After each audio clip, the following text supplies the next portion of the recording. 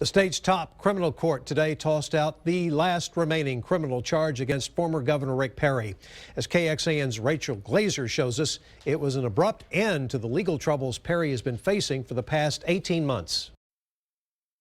I'm proud that the rule of law prevailed. The ruling frees the former governor from a trial and a possible prison sentence for vetoing funding for the Public Integrity Unit. That's something Rick Perry promised after District Attorney Rosemary Lumberg, who led the unit, was arrested and convicted of DWI and refused to resign.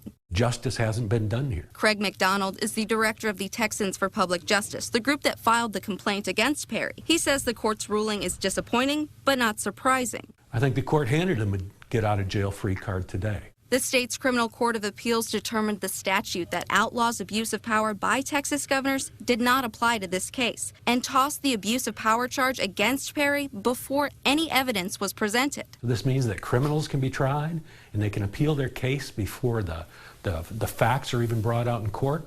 That's what this ruling means. I've always known that the actions that I took were not only lawful and legal, they were right. The ruling says prosecuting a veto violates separation of powers. If I had to do it again, I would. Perry called the indictment a political witch hunt. Rogue prosecutors, rogue organizations that use the political process, use the court system to get done what they can't get done at the ballot box. And I think that's exactly what we saw here. The court today, we believe, handed Rick Perry a gift, which is a particularly special gift to one of their own. Despite that, McDonald says they will not appeal to a higher court.